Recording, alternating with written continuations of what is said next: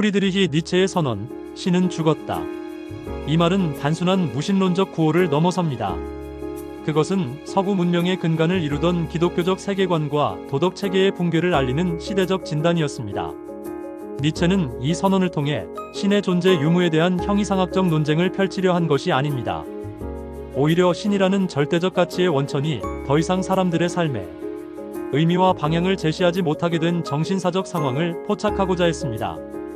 그는 신의 죽음이라는 사건이 인류에게 전례 없는 위기이자 동시에 새로운 가능성을 열어주는 거대한 전환점이라고 보았습니다.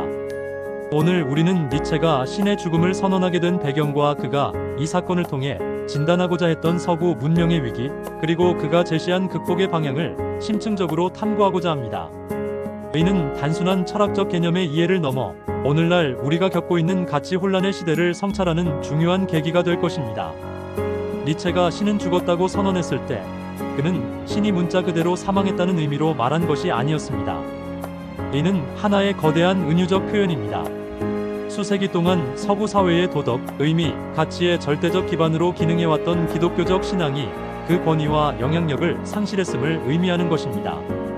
계몽주의 이후 이성의 발달과 과학적 세계관의 확산이 바로 그 배경입니다. 즉, 신이라는 개념이 더 이상 인간의 삶을 지탱하는 중심축 역할을 하지 못하게 되었다는 것입니다. 삶의 모든 질문에 대한 최종적인 답변을 제공하던 절대자가 사라진 것입니다. 니체는 그의 저서 디 프렐리의 비센샤프트, 우리에게는 즐거운 학문으로 알려진 책에서 미친 남자의 비유를 통해 이 상황을 극적으로 묘사합니다. 어느 밝은 아침, 등불을 들고 시장에 나타난 미친 남자는 신을 찾아 헤맵니다. 그는 군중들에게 신은 어디로 갔는가? 라고 외치며 신을 찾습니다. 사람들은 그를 비웃지만 그는 아랑곳하지 않고 이렇게 선언합니다. 신은 죽었다. 그리고 우리가 그를 죽였다. 너와 나, 우리 모두가 그의 살해자다. 하지만 시장의 군중들은 그의 말에 담긴 심각성을 전혀 이해하지 못합니다. 그들은 서로를 쳐다보며 웃을 뿐입니다. 이 비유는 신의 죽음이라는 엄청난 사건이 이미 발생했지만 대부분의 사람들이 아직 그 거대한 결과를 깨닫지 못하고 있음을 상징합니다. 사람들은 신 없이도 이전과 똑같이 살아갈 수 있다고 착각하고 있는 것입니다. 19세기 유럽은 산업혁명과 과학기술의 급격한 발전 속에서 세속화가 빠르게 진행되고 있었습니다. 찰스 다윈의 진화론은 인간이 신의 특별한 창조물이 아니라 기나긴 진화의 산물일 수 있다는 가능성을 제시했습니다. 이는 인간 중심적 세계관에 큰 충격을 주었습니다. 또한 이성적 사유는 더 이상 종교적 교리를 맹목적으로 수용하는 것을 거부하게 만들었습니다. 사람들은 이제 신의 계시가 아니라 인간의 이성을 통해 세계를 이해하고 설명하려 했습니다. 니체는 이러한 시대적 흐름 속에서 기독교적 가치, 체계의 붕괴가 더 이상 돌이킬 수 없는 현실이 되었음을 누구보다 먼저 그리고 깊이 통찰했던 것입니다. 신이라는 태양이 사라진 지구는 이제 끝없는 허공 속을 떠돌게 될 운명에 처한 것입니다. 그렇다면 신의 죽음이 가져오는 가장 즉각적이고 위험한 결과는 무엇일까요? 니체는 그것이 바로 허무주의, 즉 니힐리즘의 도래라고 보았습니다. 허무주의란 삶의 목적, 의미, 그리고 궁극적인 가치가 존재하지 않는다는 믿음입니다. 지금까지 기독교 신앙은 내세의 구원, 선과 악의 명확한 구분, 그리고 이해할 수 없는 삶의 고통에 대한 궁극적인 의미를 제공하며 사람들을 허무주의로부터 보호하는 튼튼한 방패 역할을 해왔습니다. 예를 들어 현실에서의 고난은 천국에 가기 위한 시련으로 해석되었고, 선한 행동은 신의 인정을 받는 길이며 악한 행동은 지옥의 형벌을 받는다는 명확한 인과율이 있었습니다. 그러나 신이 죽어버린 세계에서 이러한 초월적 가치들은 더 이상 설 자리를 잃게 됩니다. 니체는 허무주의를 최고의 가치들이 스스로 가치를 상실하는 것으로 정의했습니다. 이 말의 의미는 진리, 도덕, 의미와 가치, 서구 문명이 가장 신성하게 여겼던 최고의 가치들이 그 근거를 상실하고 공허한 메아리가 되어버리는 상황을 가리킵니다. 신이라는 절대적 보증인이 사라졌기 때문에 무엇이 참된 진리인지, 무엇이 올바른 도덕인지 판단할 기준 자체가 사라져버린 것입니다. 사람들은 이제 무엇을 믿어야 할지, 어떻게 살아야 할지, 그리고 무엇을 위해 노력해야 하는지에 대한 근본적인 답을 찾을 수 없게 됩니다. 이러한 가치의 부재는 개인에게는 극단적인 절망감이나 냉소적인 무관심으로 이어질 수 있으며 사회 전체적으로는 혼란과 파괴적인 충동으로 나타날 수 있습니다. 니체는 이러한 허무주의가 단순히 몇몇 개인의 감상적인 태도를 넘어 서구 문명 전체를 위협하는 거대한 병리 현상으로 확산될 것이라고 예견했습니다. 그는 동시대의 많은 사람들이 아직 이 위기의 심각성을 전혀 깨닫지 못하고 있다고 비판했습니다. 그들은 신을 믿지 않는다고 말하면서도 여전히 신이 존재할 때 만들어진 낡은 도덕의 관성에 젖어 살아가고 있다는 것입니다. 예를 들어 신의 존재를 부정하면서도 이웃을 사랑하라거나 정직하게 살아야 한다는 도덕률을 당연하게 받아들이는 태도를 지적했습니다. 니체에게 이것은 모순이었습니다.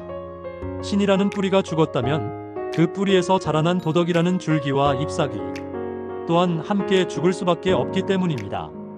그는 사람들이 이 사실을 직시하지 못하고 안일한 태도로 일관하는 것을 최후의 인간의 모습이라며 경멸했습니다. 니체는 이 허무주의의 근원을 더 깊이 파헤치기 위해 서구 도덕의 계보를 추적했습니다. 그리고 그 핵심에 기독교 도덕이 자리 잡고 있다고 보았습니다. 그는 기독교 도덕을 스클라펜 모랄, 즉 노예 도덕이라고 칭하며 매우 신랄하게 비판했습니다. 그의 분석에 따르면 도덕에는 크게 두 가지 유형이 있습니다. 하나는 헤렌 모랄, 즉 주인 도덕이고 다른 하나가 바로 노예 도덕입니다.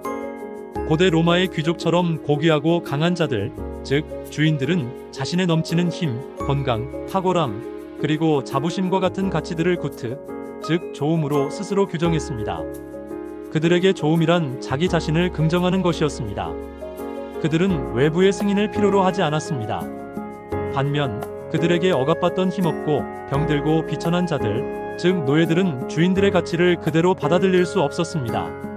그들은 주인들에 대한 깊은 원한과 복수심, 니체는 이것을 르상티망이라고 불렀는데 이 감정에서부터 새로운 가치 체계를 만들어냈습니다. 그들은 자신들이 가질 수 없는 주인들의 강함, 자부심, 부유함을 배제, 즉 악으로 낙인 찍었습니다. 그리고 반대로 자신들의 유순함, 겸손, 동정, 인내와 같은 약자의 속성들을 선으로 찬양하기 시작했습니다. 이것이 바로 가치의 전복입니다. 힘이 없음이 미덕이 되고 강함이 죄악이 되는 것입니다. 니체는 기독교가 바로 이러한 노예 도덕이 대중적으로 승리한 결과물이라고 진단했습니다. 니체에 따르면 기독교는 가난하고 온유한 자가 복이 있다고 가르치며 강하고 고귀한 정신을 억누릅니다. 또한 현실의 고통스러운 삶을 부정하고 저 너머의 세계, 즉 내세의 구원을 약속함으로써 인간의 자연스러운 생명력과 힘의 의지를 억압하고 병들게 했다고 주장했습니다. 힘의 의지, 즉 빌레추어 마흐트는 니체 철학의 핵심 개념으로 단순히 권력을 잡으려는 의지가 아니라 성장하고 확장하고 자신을 극복하려는 모든 생명체의 근원적인 충동을 의미합니다. 기독교 도덕은 이러한 생명의 근원적 의지를 죄악시하고 거세함으로써 강하고 고귀한 인간 유형의 등장을 가로막았습니다. 결국 모든 사람을 유순하고 예측 가능한 존재로 만들어 거대한 무리 속에 안주하게 만드는 헤르덴 모랄, 즉 가축대의 도덕으로 전락시켰다는 것입니다. 니체는 이 가축대의 도덕이 인류 전체를 나약하고 퇴락하게 만든다고 보았습니다. 따라서 신의 죽음은 바로 이러한 생의 적대적인 노예 도덕이 그 기반이었던 신을 잃고 마침내 무너져 내리는 필연적인 사건이기도 했습니다. 하지만 니체는 허무주의라는 깊고 어두운 심연 앞에서 절망에만 머무르지 않았습니다. 그는 오히려 신의 죽음이 가져온 이 거대한 위기를 인류가 새로운 가치를 창조할 수 있는 절호의 기회로 전환하고자 했습니다. 그는 허무주의를 극복하고 새로운 시대의 인간형으로 등장할 존재를 위버맨시라고 명명했습니다. 흔히 초인으로 번역되는 이 개념은 많은 오해를 낳기도 했지만 니체가 의미한 위버맨시는 초능력을 가진 영웅이 아닙니다. 위버맨시는 신이나 기존의 낡은 도덕 체계에 더 이상 의존하지 않고 스스로의 강인한 의지로 새로운 가치를 창조하고 자신의 삶에 주체적으로 의미를 부여하는 존재입니다. 위버맨시는 낡은 가치의 파괴자이자 동시에 새로운 가치의 창조자입니다. 그는 더 이상 내세나 천국과 같은 초월적인 세계에 희망을 두지 않습니다.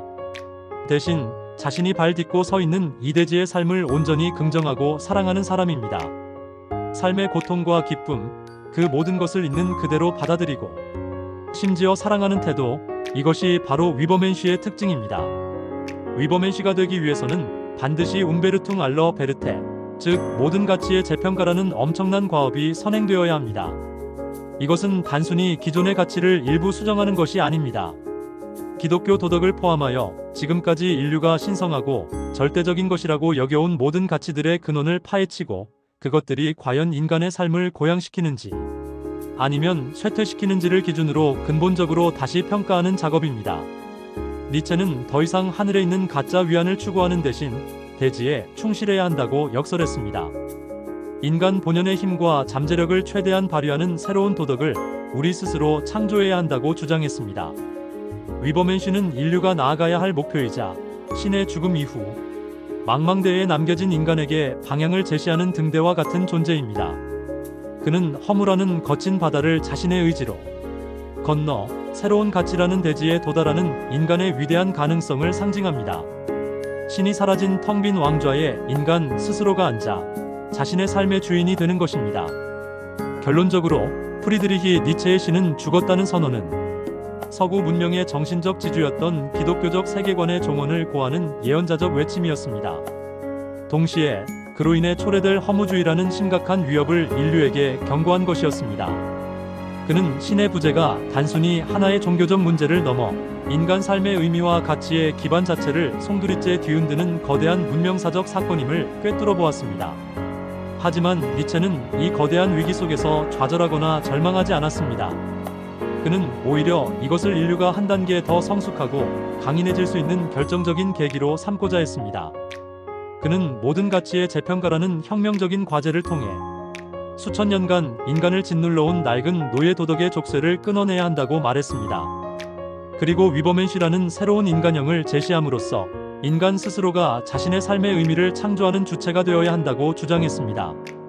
니체의 사상은 100여 년이 지난 오늘날 포스트모던 시대를 살아가는 우리에게도 여전히 깊고 강력한 울림을 줍니다.